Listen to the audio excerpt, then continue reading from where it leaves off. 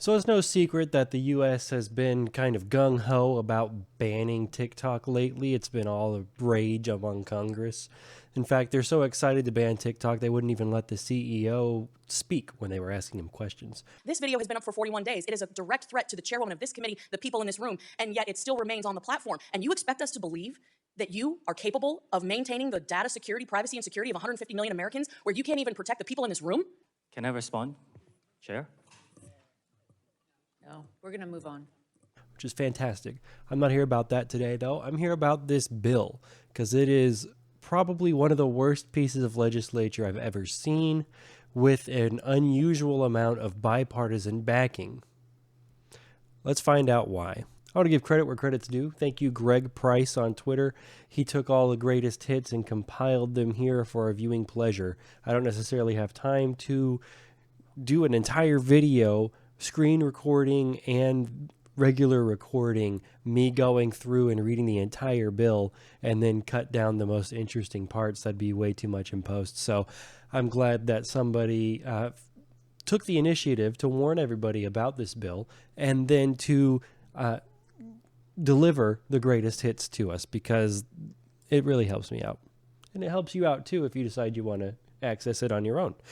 Greg_Price11 is his handle on the Bird app.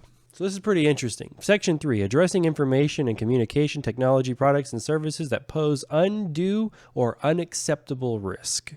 In general, the Secretary, in conclusion with the relative executive department and agency heads, is authorized to and shall take action to identify, deter, disrupt, prevent, prohibit, investigate, or otherwise mitigate, including by negotiating, entering into, or imposing and enforcing any mitigation measure to address any risk arising from any covered transaction by any person or with respect to any property subject to the jurisdiction of the United States that the Secretary determines. That is far too many any's, in my opinion, for any bill to have. It is actually ridiculous, the sheer amount of power in this one clause. Let's continue. That's like if I told my daughter she could have any food for dinner that she deems appropriate, and then so she can choose that she wants chocolate for dinner every day,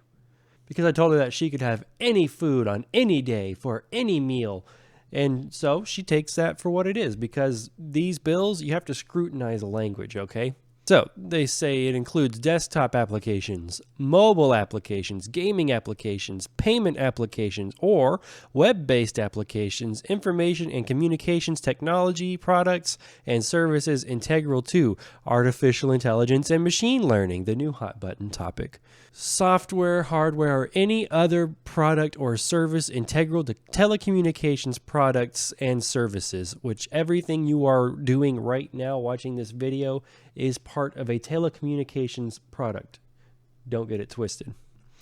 Wireless local data networks, mobile networks, satellite payloads, satellite operations and control, cable access points, wireline access points, core networking systems, long, short, and backhaul networks, or edge computer platforms.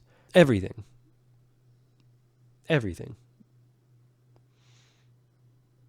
That's everything. And it goes on. The list gets better and better. The anything list: quantum key distribution, quantum computing, autonomous systems, advanced robotics, synthetic biology, e-commerce technology and services, basically outlining any e-commerce technology and service.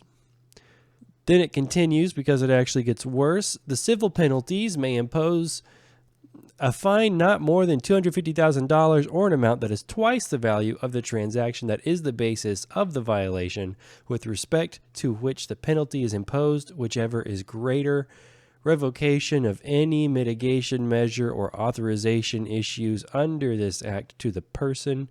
And criminal penalties, the person that willfully commits, willfully attempts to commit, or willfully conspires to commit or aids and abets the commission of an unlawful act described in subsection A shall, upon conviction, be fined not more than $1 million, or if a natural person may be imprisoned for not more than 20 years or both. Okay, pretty steep fines. Basically, this bill, if passed, would give the government the right to look through your Ring doorbell camera, whatever cameras you've got hooked to your internet connection. It would give them the ability to look through this camera right here, so long as I have it plugged into my computer, which I unplug it every time I use it, because that's just how I am. Quantum keys, quantum communications, I do believe that is like password computing and whatnot. It gives them the ability to lawfully look through anything connected to your network or to a network. And that is a concern. It should be a concern for you. It sure as hell is a concern for me. And I hope that you are able to look at this list of people who support this bill and that you are able to bring yourself to vote for literally anybody else come the next election cycle. That's about it. Thanks a lot. See ya. The thing about it is it's easy to get lost in the sauce when you're reading this bill. It's easy to get wrapped up in the hilarity of it and the ridiculousness of it.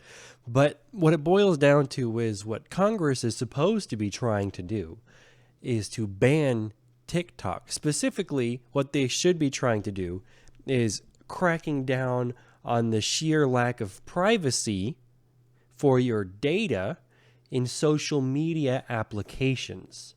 That is the goal, or so they say.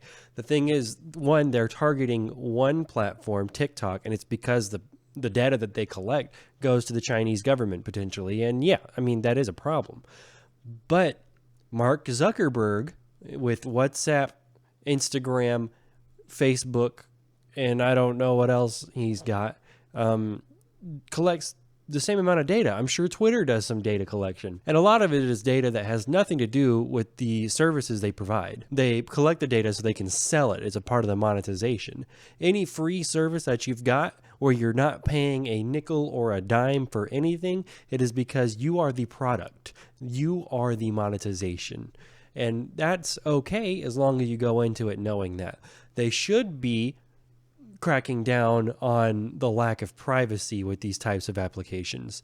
Or they should be passing a bill saying, hey, any government, I don't know, no collecting data and sending it off to foreign governments. Like if we catch that happening, boom, you're gone. That gives them the power to delete TikTok the moment they do something wrong. But no, it is a huge step in a very scary direction where you, as an American citizen, can be imprisoned for 20 years, fined $1 million, or both if they decide that something that you've got is a danger to national security.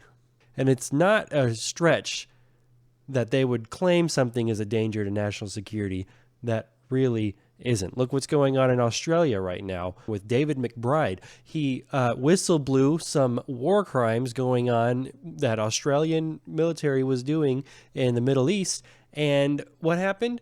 Well, he's being tried. What's he being tried with? Oh, let's find out. Yeah, he's being tried for unlawfully disclosing a Commonwealth documentary contrary to 71 of the Crimes Act of 1914, breaching S73A1 of the Defense Act of 1903, and some other shit. Basically, what they're claiming, in my understanding, is that him telling these things to the Australian Broadcasting Corporation, I don't know what the C is in ABC.